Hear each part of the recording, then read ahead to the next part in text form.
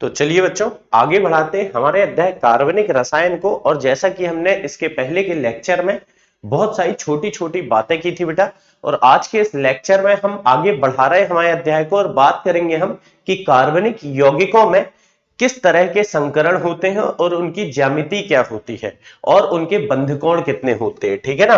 तो वैसे तो बेटा मैंने आपको कार्बनिक यौगिकों में कार्बन में जो संकरण होता है उसका थोड़ा बहुत आइडिया दे रखा हूं, लेकिन आज इसको अपन थोड़ा डिटेल में कवर कर रहे हैं। तो देखिए सबसे पहले हमारे पास कार्बन परमाणु बेटा, इन 4 प्रकार के कार्बन परमाणु हमें देखने को मिलेंगे पूरी ऑर्गेनिक केमिस्ट्री में। ये 4 तरह के कार्बन परमाणु होंगे। सबसे पहला बेटा हमने लिया कि अगर चारों बंध एकल बंध हो, यानी कि कार्बन परमाणु केवल और केवल एकल बंध बनाता है, तो बेटा आप जानते हैं सारे एकल बंध तो भैया क्या होते हैं, सिग्मा बंध। ठीक है ना, सारे एकल बंध होते हैं सिग्मा बंध। अब क्योंकि यहां 4 सिग्मा बंध है और बेटा संकरण का हमारे पास एक सूत्र है, सिग्मा बंधों की संख्या धन एकाकी इलेक्ट्रॉन युग्मों की संख्या। तो क्योंकि बेटा सिग्मा बंध 4 है और एकाकी इलेक्ट्रॉन युग्म तो 0 है, तो इसलिए 4 सिग्मा बंध धन 0 एकाकी इलेक्ट्रॉन युग्म बराबर होगा बेटा 4। और 4 मतलब संकरण इसमें आता है बेटा क्या, sp3। तो ध्यान रखें, अगर कार्बन परमाणु केवल और केवल एकल बंध बनाता है बेटा, तो इसमें कौन सा संकरण हम लिखेंगे, इसमें हम लिखेंगे sp3 संकरण। ठीक है। चलिए फिर बेटा दूसरा हम देखते हैं कि अगर कार्बन परमाणु द्विबंध बना रहा है ना, कोई कार्बन परमाणु एक द्विबंध बना रहा है, तो बेटा एकल बंध जो है वो तो होंगे सिग्मा, द्विबंध में क्या होगा, एक होगा सिग्मा और एक होगा बेटा पाई। तो यहां पर भी देखिए सिग्मा बंधों की संख्या धन एकाकी इलेक्ट्रॉन युग्मों की संख्या, 1 2 3 सिग्मा बंध है बेटा, एकाकी इलेक्ट्रॉन युग्म एक भी नहीं है। और संकरण में हम पाई बंध को नहीं गिनते हैं, तो क्योंकि 3 सिग्मा बंध है, 0 एकाकी इलेक्ट्रॉन युग्म है, तो 3 धन 0 बराबर बेटा 3। और 3 के आधार पर यहां पर संकरण क्या होगा बेटा, sp2। अब देखो आपको हर बार ये इतना लॉजिक नहीं लगाना, तो सीधे याद रखो सारे सिंगल बॉन्ड है, एकल बंध है तो sp3, एक डबल बॉन्ड है तो sp2। फिर तीसरा केस होगा बेटा कि अगर कार्बन परमाणु त्रिबंध से जुड़ा हो, ट्रिपल बॉन्ड बना रहा हो, तो देखिए इस ट्रिपल बॉन्ड में एक तो ये सिग्मा, ट्रिपल बॉन्ड में बेटा एक सिग्मा और 2 पाई होते हैं। तो हमने क्या बोला, पाई बंध संकरण में भाग नहीं लेता, तो बचा क्या बेटा, एक सिग्मा और एक सिग्मा, मतलब कि 2 सिग्मा बंध है और 2 सिग्मा बंध है, 0 लोन पेयर है, मतलब बेटा sp संकरण होगा।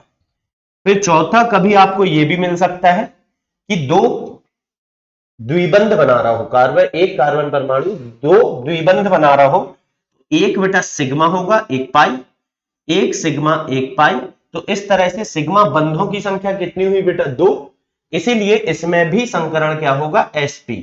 तो कुल मिला के कार्बनिक यौगिकों में, मतलब पूरे अध्याय में, पूरी ऑर्गेनिक केमिस्ट्री में कार्बन में या तो sp3 संकरण होगा, या तो sp2 होगा या sp होगा, इसके अलावा कोई संकरण हो ही नहीं सकता। जैसे बेटा अगर कोई आपसे पूछे कि कार्बन में sp3d या sp3d2 या sp3dt d3 संकरण नहीं होता है, क्यों, तो इसका कारण क्या लिखोगे बेटा, क्योंकि कार्बन में रिक्त डी कक्षक अनुपस्थित होते हैं। अगर आप कार्बन का परमाणु क्रमांक देखो बेटा तो कितना होता है, 6, विन्यास देखो तो 1s2 2s2 2p2, तो इसमें देखिए डी नहीं है, 2 में डी तो होता नहीं बेटा, तो क्योंकि इसमें रिक्त डी कक्षक नहीं है, इसीलिए इसमें बेटा डी वाला कोई भी संकरण नहीं होगा। इसमें संकरण 3 ही प्रकार के होंगे, sp3 sp2 और sp। चलिए अब एक एक करके इनको हम थोड़ा डिटेल में समझते हैं। मान करके चलिए बेटा मेरे पास जो अणु है, पहला जो संकरण मैं देख रहा हूं, किसमें देखना चाहता हूं, CH3 बंध CH3, ये एक यौगिक है बेटा। नाम तो इसका आपको पता होगा, एथेन होता है, बाकी नामकरण की बात हम आगे चल के और अच्छे से करेंगे। तो अगर आपको फिलहाल मैं लिख दे रहा हूं, अगर आपको बोला एथेन की संरचना बनाइए, संकरण के आधार पर एथेन की संरचना बनाइए, तो बना देंगे बेटा, कोई बड़ी बात नहीं है। यहां पर थोड़ा सा आप इसको और अच्छे से ऐसे भी लिख सकते हो, CH3 मतलब कि एक कार्बन के साथ 3 हाइड्रोजन जुड़े हुए हैं और बेटा दूसरे कार्बन के साथ भी 3 हाइड्रोजन जुड़े हुए हैं। और जैसा कि मैं आपको बता चुका हूं कि एक कार्बन परमाणु हमेशा 4 सहसंयोजी बंध बनाता है, तो उसके आधार पर बेटा ये कार्बन देखे 1 2 3 4 बंध बना चुका है, ये कार्बन भी अपने 4 बंध बना चुका है। तो इस तरह का होता है इथेन। अब संकरण निकालना है सर मुझे, तो देख बेटा मैंने तुझे बताया सीधी सीधी ट्रिक, क्या कि सारे सिंगल बॉन्ड है, सारे एकल बंध है, चारों ही एकल बंध है इस कार्बन के, तो इसका संकरण क्या होगा sp3। साथ ही साथ बेटा इसका भी संकरण क्या होगा sp3। तो चलिए अब इसका संकरण पहले हम थोड़ा सा सिस्टमैटिक निकालते हैं। कार्बन का परमाणु क्रमांक होता है बेटा 6, विन्यास हमने बोला 1s2 2s2 2p2। अब हम जानते हैं बेटा कि बंध बनाने में केवल बाह्य कोश के इलेक्ट्रॉन भाग लेते हैं, इसीलिए हमें मतलब है 2s2 और 2p2 से। ये रहा आपका 2s2 और बेटा साथ ही साथ क्या रहा आपका 2p2। ठीक है, 1 2। अब देखिए होता क्या है, हमें संकरण करना है sp3, लेकिन सर p में तो 2 ही इलेक्ट्रॉन है, तो बेटा अभी हम देख रहे हैं ये इसकी क्या होगी सामान्य अवस्था। ये इसकी क्या है बच्चों सामान्य अवस्था है। अब यहां पर हम इसे इलेक्ट्रॉन को उत्तेजित अवस्था में ले जाएंगे। उत्तेजित अवस्था मतलब बेटा हमने इसको ऊर्जा दिया बाहर से, और ऊर्जा देने पर इसका जो 2s2 का एक इलेक्ट्रॉन है ये यहां भाग जाएगा, जो युग्मित इलेक्ट्रॉन है वो अयुग्मित हो जाएगा। तो बच्चों यहां से हमें मिलेगा क्या, ये हो जाएगा 2s1 और साथ ही साथ बेटा ये हो जाएगा क्या 2p3। इस तरह से उत्तेजित अवस्था प्राप्त होगी। अब होगा क्या, अब हम बड़े आराम से ये बात कह सकते हैं कि ये एक s कक्षक और 3 p कक्षक आपस में बेटा संकरण करेंगे। ठीक है, क्योंकि sp3 संकरण हमें चाहिए, या हम ये भी बोल सकते हैं 4 सिग्मा बंध बनाना है, तो जितने सिग्मा बंध कार्बन बनाएगा यहां पर उतने कक्षक संकरण में भाग लेना चाहिए। तो 4 सिग्मा बंध बनाना है, इसलिए बेटा 4 कक्षक चाहिए थे, 1 2 3 4। एक कक्षक s का है और 3 कक्षक p के हैं बेटा, तो इसके आधार पर इसका जो संकरण होगा वो क्या हो जाएगा बेटा, ये हो जाएगा sp3। ठीक है, sp3 संकरण हो जाएगा। तो यहां पर ये कक्षक आपस में मिलकर sp3 संकरण करेंगे। अब संकरण बेटा आप लोग जानते हैं कि संकरण क्या होता है, जब लगभग समान ऊर्जा वाले परमाणु कक्षक आपस में मिलते हैं और मिलकर के नए कक्षकों का निर्माण करते हैं। तो यहां पर जब sp3 संकरण होगा तो नए कक्षकों का निर्माण होगा। तो नए कक्षक कितने बनेंगे बेटा, जितने कक्षक संकरण में भाग लेते हैं उतने ही नए कक्षक बनते हैं। क्योंकि 4 कक्षक भाग ले रहे हैं इसलिए नए भी हम कितने बनाएंगे बेटा, 4 कक्षक बनाएंगे। ठीक है, ये हो गए आपके 4। लेकिन सर आपने तो एक साथ बना दिए, यहां तो अलग अलग है, S अलग है P अलग है। तो बेटा यही तो बात है कि संकरण से जो नए कक्षक बनते हैं उनका आकार, उनकी ऊर्जा सब कुछ समान होती है। तो क्योंकि यहां तो ऊर्जा में अंतर था S और P में, लेकिन संकरण से जो कक्षक बनते हैं उनकी ऊर्जाएं हमेशा बराबर होती हैं। यहां पर अब मैं ये नहीं बोलूंगा कि ये S है ये P है, मैं चारों को नाम दूंगा बेटा, ये भी sp3 संकरित कक्षक है, ये भी sp3, ये भी sp3 और ये भी हमारा sp3 संकरित कक्षक है। और जैसा कि आप देख सकते हो हर एक कक्षक में एक एक इलेक्ट्रॉन है, एक एक अयुग्मित इलेक्ट्रॉन उपस्थित है। तो इस तरह से बेटा इन्होंने किया संकरण। अब sp3 संकरण में ज्यामिति कैसी होती है बेटा, तो अगर ज्यामिति हम देखें तो चतुष्फलकी ज्यामिति होती है। ये बेटा थोड़ा सा 3D में होता है, और जो हम ये बोर्ड में पढ़ रहे हैं फिलहाल ये हम 2D में पढ़ रहे हैं, तो बाकी इस तरह का होता है ना। तो ये sp3 संकरित कक्षक है, ये भी चारों मतलब बेटा ये चारों ही sp3 संकरित कक्षक है, और चारों के पास क्या है, अपना एक एक इलेक्ट्रॉन है, एक एक इलेक्ट्रॉन है। ये आपका sp3 संकरित कक्षक है, ये भी sp3 संकरित कक्षक है, मतलब कि चारों ही आपके sp3 संकरित कक्षक है। ठीक है, अभी ध्यान से सुनिए। अब ये तो हाल है पहले कार्बन का, क्योंकि यहां दूसरे कार्बन में भी वही है sp3 संकरण, 4 सिग्मा बंध है, तो मतलब बेटा दूसरा कार्बन भी sp3 संकरण सेम टू सेम तरीके से करेगा और उसकी भी ज्यामिति बिल्कुल इसी तरह से हम बना पाएंगे। उसमें भी चतुष्फलकीय ज्यामिति बेटा हम बना देंगे, इस तरह की चतुष्फलकीय ज्यामिति होगी। और इस चतुष्फलकीय ज्यामिति में जो चारों कक्षक हैं उनके पास एक एक इलेक्ट्रॉन होगा। ये चारों ही बेटा कौन से कक्षक हैं? sp3 संकरित कक्षक हैं। चारों ही हमारे sp3 संकरित कक्षक हैं। अब ये तो हो गया पहला कार्बन परमाणु और ये हो गया दूसरा कार्बन परमाणु, ठीक है बेटा। तो ये दोनों ने तो संकरण करके इनके एक एक संकरित कक्षकों में आपस में अतिव्यापन हो गया और इस अतिव्यापन से बेटा ये जो बंध बना है ये कौन सा बंध है? आपका सिग्मा बंध। अब होगा क्या? साथ में H जुड़े हुए हैं, एक कार्बन से 3 H जुड़ना है बेटा। अब H मतलब हाइड्रोजन, और हाइड्रोजन का परमाणु क्रमांक बेटा आपको पता होगा, एक होता है, विन्यास होता है 1s1, यानी कि इसमें एक ही कक्षक होता है 1s1, ठीक है। अब S कैसा होता है बेटा? गोलाकार। तो इसका जो S कक्षक है वो आएगा और बेटा वो एक एक से एक S कक्षक यहां अतिव्यापन करेगा, दूसरा S कक्षक बेटा यहां पर अतिव्यापन करेगा, तीसरा जो S कक्षक है यहां पर करेगा। इस तरह से ये चार हमारे पास क्या हो गए?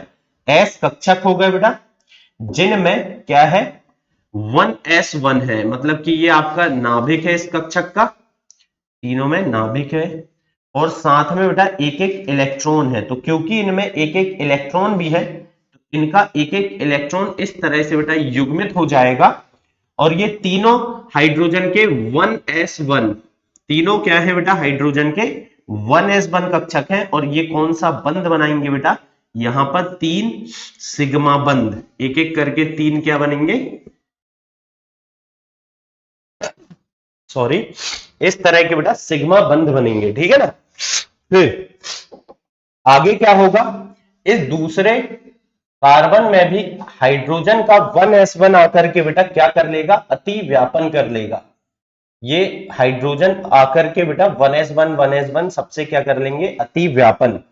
और यहां पर भी ये रहा इन 1s1 का नाभिक इस तरह से बेटा, और ये क्या करेंगे? 1s1 के जो इलेक्ट्रॉन है यहां पर युग्मित हो जाएंगे और बेटा यहां पर ये तीनों आपस में कौन सा बंध बना लेंगे? ये बन गया सिग्मा बंध, ये बन गया सिग्मा और ये हो गया सिग्मा बंध। तो इस तरह का होता है आपका इथेन की संरचना, जो कि बेटा चतुष्फलकीय होती है। प्रत्येक कार्बन परमाणु चतुष्फलकीय व्यवस्था में होता है और हाइड्रोजन एकल बंध द्वारा जुड़े होते हैं, जो sp3 संकरित परमाणु कक्षकों से, संकरित परमाणु कक्षकों से अति व्यापन करते हैं, ठीक है। तो ये था बेटा इथेन की संरचना। चलिए फिर इसके बाद अगला हम देखते हैं दूसरा केस, इथीन। मतलब बेटा 2 कार्बन वाला ऐसा अणु होगा जिसमें कार्बन कार्बन द्विबंध द्वारा जुड़े होंगे। नाम तो बेटा इसका होता है क्या? एथीन। अब नामकरण की टेंशन ना ले बेटा, धीरे धीरे आगे चल करके आपको नामकरण समझ में आ जाएगा। तो एथेन के बाद अगला ये जो है ये है आपका एथीन। इसमें बेटा देखिए, वैसे तो आप सीधे बोल सकते हो कि कार्बन द्विबंध द्वारा जुड़े हुए हैं, मतलब इनमें होगा sp2 संकरण, ठीक है। अगर आपको इसकी और संरचना बनानी तो ऐसी भी बना सकते हो बेटा, CH2 द्विबंध से जुड़े हैं। अब देखिए एक बात समझिए, यहां पर कार्बन के कुल 4 बंध होना जरूरी है। गिन के देखिए बेटा, इस कार्बन के 1 2 3 4 बंध है, इस कार्बन के भी 4 बंध पूरे हैं, मतलब कि ये अणु स्थायी है। अब इसमें होगा क्या? ये है सिग्मा बंध, ये भी सिग्मा बंध, ये सिग्मा, तो दूसरा बेटा पाई, द्विबंध में एक सिग्मा है तो दूसरा पाई होगा। तो संकरण इसके आधार पर इसका होगा sp2, इसका भी संकरण बेटा sp2, ठीक है। तो चलिए देखते हैं अपन थोड़ा सा लॉजिक के साथ इसके संकरण को समझते हैं। कार्बन का परमाणु क्रमांक बेटा 6 होता है, विन्यास होता है 1s2 2s2 2p2, ये हो गया इसका विन्यास। अब क्योंकि संकरण में तो केवल बाह्य कोश के इलेक्ट्रॉन ही भाग लेंगे, इसीलिए बेटा मुझे मतलब है यहां पर हमारे 2s2 से और साथ ही साथ बेटा किससे मतलब हमें 2p2 से। तो 2s2 और 2p2 हो जाएगा यहां पर। और बेटा 2s2 में इलेक्ट्रॉन कैसे भरेंगे, ये भरेंगे, युग्मित होंगे इलेक्ट्रॉन, जबकि बेटा 2p2 में एक एक इलेक्ट्रॉन भरा होगा, एक p कक्षक खाली है। ठीक है, अभी ये हुई इसकी क्या सामान्य अवस्था, ये हो गई बच्चों इसकी क्या सामान्य अवस्था। अब सामान्य अवस्था से हम इसे कहां ले जाएंगे, उत्तेजित अवस्था में। तो उत्तेजित अवस्था में ले जाने के लिए बेटा क्या करेंगे, इस इलेक्ट्रॉन को ऊर्जा मिलने पर ये कूद के यहां चला जाएगा। ठीक है ना, जैसा हम पहले भी कर चुके हैं। तो अब बेटा इसे हम ले जाते हैं उत्तेजित अवस्था में, और उत्तेजित अवस्था में क्या होगा बेटा, ये 2s2 की जगह हो जाएगा 2s1, और बच्चों यहां पर हो जाएगा 2p3 सॉरी, 1 2 3 इलेक्ट्रॉन हो गए। अब बेटा यहां पर देखिए एक पाई बंध बनना है, पाई बंध कभी भी संकरित कक्षक नहीं बनाते हैं, मेरी इस बात को बेटा ध्यान से सुने, कभी भी संकरित कक्षक पाई बंध नहीं बनाते हैं। संकरित कक्षक बेटा पाई बंध नहीं बनाते, तो पाई बंध बनाता कौन है, जो कक्षक, जो परमाणु कक्षक संकरण में भाग नहीं लेता है, यानी कि जो शुद्ध कक्षक होता है।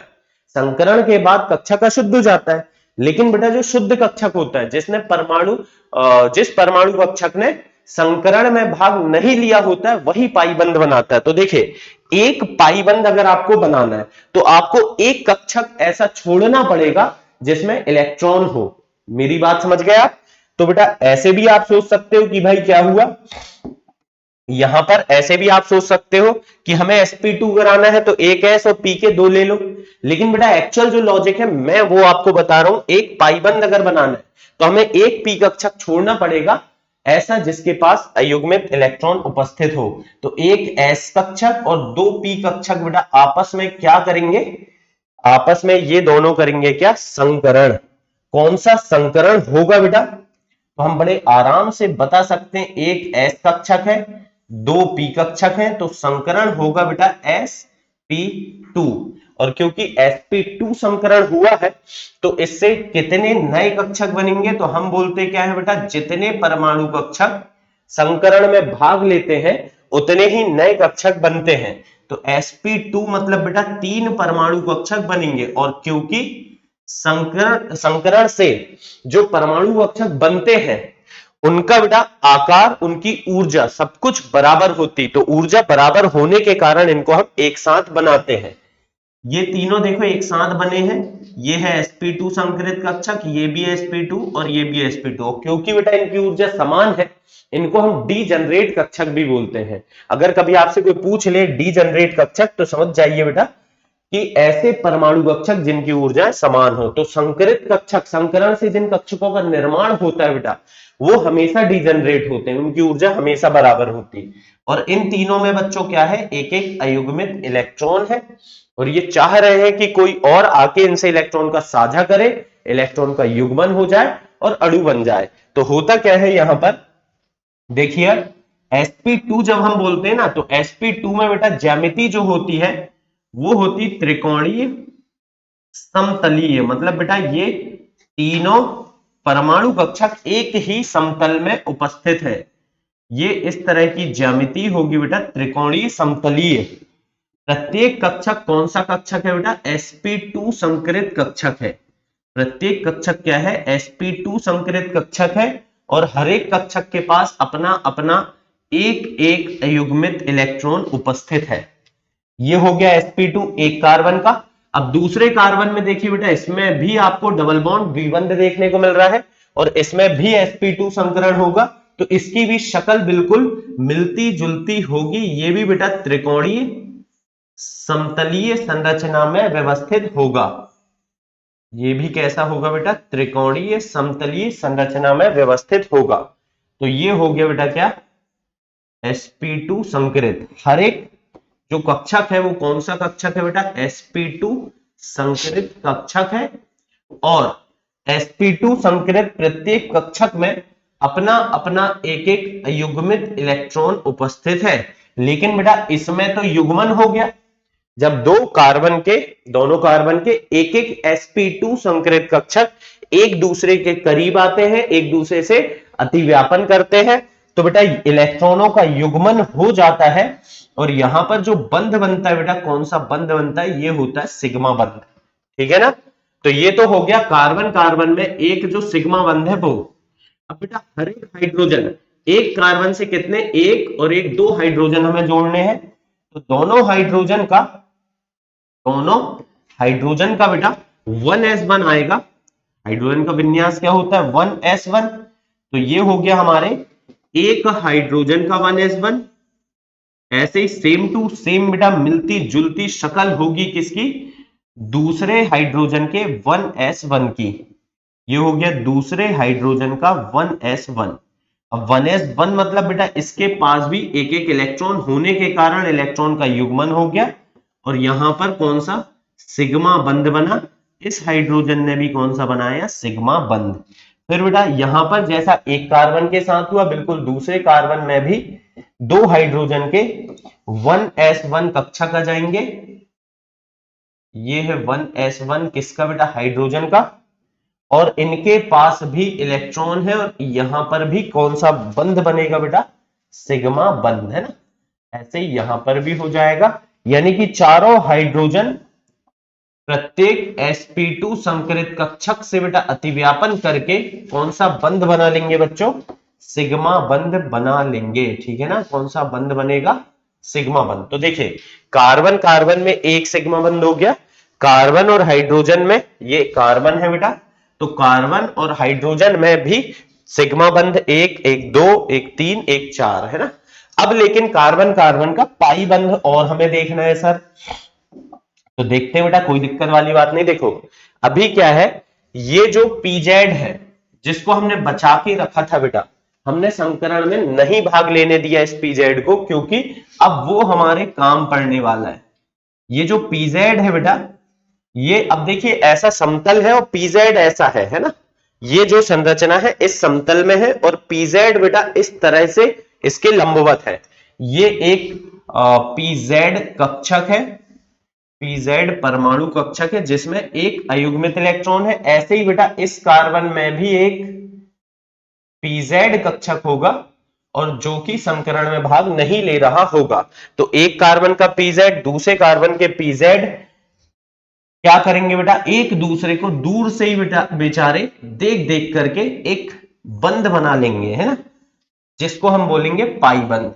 क्योंकि हमने पढ़ रखा है बेटा, पाई बंध में क्या होता है, पाई बंध में सच्ची मुच्ची में अतिव्यापन नहीं होता है, बस ये बेटा एक दूर का आकर्षण है। मान लीजिए आपने किसी को देखा और देखने से बेटा आप उसकी ओर आकर्षित हो गए, तो समझ जाइए कौन सा बंध बन चुका है, यहां पर पाई बंध बन चुका है। ठीक है, तो ये होता है एथीन की संरचना। चलिए बेटा फिर एक और अणु हम ले लेते हैं, ताकि हम हर एक प्रकार के संकरण और उनकी संरचनाएं की बात कर चुके होंगे। अगला है CH ट्रिपल बॉन्ड CH। नाम तो सुना ही होगा बेटा, इसका नाम होता है एथाइन। अब नहीं भी सुना है तो बहुत ज्यादा टेंशन लेने की बात नहीं है, बस आप देखते चलिए हो क्या रहा है। अगर हम एथाइन को देखें, C ट्रिपल बॉन्ड C और इसके साथ एक H जुड़ा है। अब वैसे तो बेटा मैंने आपको बता रखा हूं कि त्रिबंध वाला कार्बन sp संकरण करता है। ठीक है ना, कौन सा संकरण करता है, त्रिबंध वाला कार्बन sp संकरण करता है। तो यहां पर देखिए एक सिग्मा, ये भी सिग्मा, एकल बंध तो हमेशा सिग्मा होगा। अगर त्रिबंध है ना बेटा, तो एक सिग्मा होता है, बाकी के दो होते हैं पाई। और पाई तो कभी भी भैया क्या करेगा, संकरण में भाग नहीं लेगा। तो इसीलिए एक कार्बन में देखो, इस कार्बन की अगर मैं बात कर रहा हूं बेटा, इसमें एक सिग्मा यानी कि दो सिग्मा है, और दो सिग्मा होने के कारण ये sp संकरण करेगा, और दूसरा कार्बन में भी दो सिग्मा होने के कारण मेरे बच्चों क्या करेगा, sp संकरण करेगा। ठीक है ना। तो ट्रिपल बॉन्ड जब भी होगा, त्रिबंध जब भी होगा, तो प्रत्येक कार्बन परमाणु क्या करेगा बेटा, sp संकरण करेगा। चलिए अब आगे की बातें करते हैं। कार्बन जैसा हम अभी अभी बार बार बेटा कर रहे हैं, कार्बन का परमाणु क्रमांक 6 है, विन्यास 1s2 2s2 2p2 होगा। हमें केवल बाह्य कोश के इलेक्ट्रॉन से मतलब है, इसलिए हम 1s2 नहीं बनाएंगे बेटा, हमें तो मतलब है 2s2 और 2p2 से। तो हमने बना लिया 2s2 और 2p2। लेकिन ये तो हो गया क्या, इसकी सामान्य अवस्था। ये तो हुई बच्चों क्या, सामान्य अवस्था। लेकिन अब हम इसे ले जाएंगे कहां पर बेटा, उत्तेजित अवस्था में। ठीक है, चलिए लेके चलते हैं इसको कहां, उत्तेजित अवस्था में। और उत्तेजित अवस्था में होगा क्या बेटा, एक इलेक्ट्रॉन कूदेगा। ऊर्जा प्राप्त करने पर ये इलेक्ट्रॉन कूद करके इधर भाग जाएगा, और जब ये इलेक्ट्रॉन उधर भाग जाएगा बेटा तो ये बचेगा 2s1, और जबकि ये हो जाएगा कितना, 2p3। अब बेटा हमने क्या बोला कि जितने पाई बंध बनाने हैं उतने पी कक्षक हमें छोड़ने होंगे। कैसे के पी कक्षक, जिनमें अयुग्मित इलेक्ट्रॉन हो, तभी पाई बंध बनेगा। तो कितने पाई बनने हैं बेटा, 2 पाई बनने हैं। तो हमें 2 पी कक्षक इस बार छोड़ने होंगे। तो आप ऐसे सोच लो, या तो sp संकरण होना है तो एक s और एक p करेंगे, या बेटा क्योंकि 2 पाई बंध बनना है तो पाई बंध कभी भी संकृत कक्षक नहीं बनाते हैं, इसलिए हमें 2 पी कक्षक शुद्ध रूप से छोड़ने होंगे, जो कि है बेटा कौन कौन, पी वाई, ये है बेटा पी वाई और पी जेड। इनको हमें छोड़ना पड़ेगा। ये बेटा क्या काम आएंगे, ये बनाएंगे पाई बंध। फिलहाल हम क्या करेंगे, हम एक एस कक्षक और एक पी कक्षक में बेटा देखेंगे कि एक एस कक्षक और एक पी कक्षक आपस में कर रहे हैं संकरण। क्योंकि एक एस कक्षक है एक पी कक्षक है, तो बेटा संकरण कौन सा होगा, sp संकरण होगा। अब भाई साहब हमने तो बोले जितने कक्षक संकरण में भाग लेते हैं उतने ही नए कक्षक बनते हैं। तो sp संकरण होगा, क्योंकि 2 कक्षक संकरण में भाग ले रहे हैं, इसलिए 2 नए कक्षक बनेंगे। केवल कितने नए कक्षक बनेंगे बेटा, 2, और दोनों ही होंगे आपके sp2 संकरित कक्षक, और इनकी ऊर्जा समान होगी, इसीलिए इसे हम साथ साथ बनाते हैं। और इन कक्षकों को हम डीजनरेट कक्षक कहते हैं। दोनों के पास अपने अपने अयुग्मित इलेक्ट्रॉन होंगे।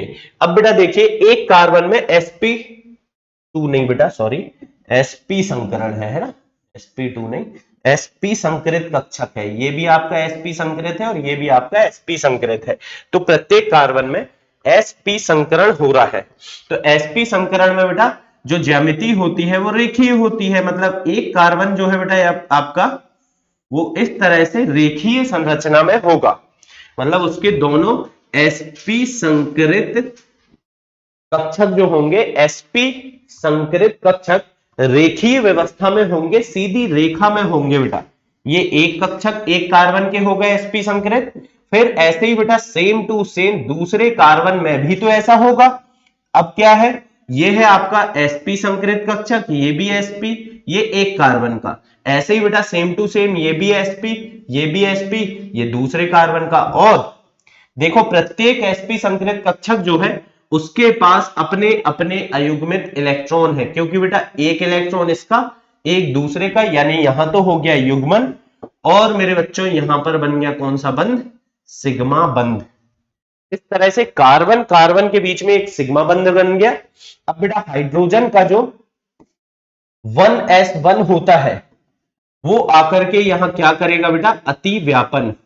1s1, s हमेशा बेटा गोलाकार बनाते हैं हम, तो ये होगा आपका 1s1, आपका नहीं बेटा हाइड्रोजन का 1s1 कक्षक होगा हाइड्रोजन का, और जो यहां पर अपने इलेक्ट्रॉन के द्वारा अतिव्यापन करके सिग्मा बंध बना रहा होगा।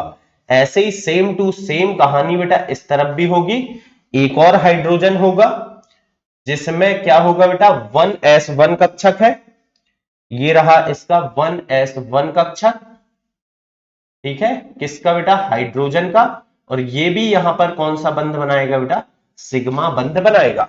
तो इस तरह से कार्बन और हाइड्रोजन के बंध तो हो गए, लेकिन बचे क्या है बेटा, 2 ठो जो पाई बंध बनना है वो अभी बचे हैं। तो जो 2 पाई बंध बनना है अब हम उनकी बात करेंगे बेटा। तो देखिए पाई बंध तो भाई कभी भी जो शुद्ध कक्षक है वही बनाएगा। शुद्ध मतलब सर जिसने संकरण में भाग नहीं लिया है ना, जिस कक्षक ने संकरण में भाग नहीं लिया बेटा वही पाई बंध बनाएगा। कौन कौन है, पी वाई और पी जेड। तो मैं यहां क्या करूंगा बेटा, एक तो मैं बनाऊंगा पी वाई, एक पी वाई बेटा इसके लिए है जिसमें अपना अयुग्मित इलेक्ट्रॉन रखा है। ऐसे ही सेम टू सेम, ऐसे ही बेटा same to same P Y इसका भी होगा और उसने भी अपना एक अयुग्मित इलेक्ट्रॉन रखा होगा। ये दोनों है पी वाई, ये है पी वाई एक कार्बन का, ये पी वाई दूसरे कार्बन का। अब बेटा एक और इनके पास क्या होगा, एक और होगा इनमें पी जेड कक्षक। तो जो पी जेड कक्षक होगा बेटा वो ये है। अब जेड आप समझते हैं बेटा त्रिविम में होगा, 3D में होगा, इस तरह का आपके चेहरे की तरफ होगा, ये पी जेड है ना। तो ये हो गया अपना कौन सा कक्षक बेटा, पी जेड कक्षक, ये हो गया। और इन पी जेड कक्षकों के पास, ये पी जेड है, ये भी पी जेड है बेटा, इनके पास एक एक इलेक्ट्रॉन अपने रखे हैं। तो होगा क्या बेटा, ये पी वाई इस पी वाई को दूर दूर से देख देख के बेटा एक आकर्षण आ जाएगा इनके बीच में, जिसको हम बोलेंगे पाईबंध। ऐसे ही पीजेड और पीजेड भी एक दूसरे को दूर दूर से बेटा निहार करके एक बंध बना लेंगे, जो होगा क्या, पाईबंध। इस तरह का होता है आपका एथाइन की संरचना। तो मतलब बेटा कुल मिलाकर के आज हमने रंगोली बनाना सीख लिया है। अगर आप किसी त्योहार में रंगोली बनाते हैं, शौकीन है, तो आप केमिस्ट्री की ये रंगोली बिल्कुल बना सकते हैं बेटा, बड़ी बढ़िया रहेगी, है ना। तो एथेन, एथीन, एथाइन यानी कि एकल बंध, द्विबंध और त्रिबंध, तीनों केस में किस तरह से संरचनाएं बनेंगी बेटा, कौन से संकरण होंगे, कितने सिग्मा बंध होंगे, कितने पाई बंध होंगे, ये हम सीख चुके हैं। तो आज के लिए इतना काफी है, फिर हम कंटिन्यू करेंगे बेटा अगले लेक्चर में।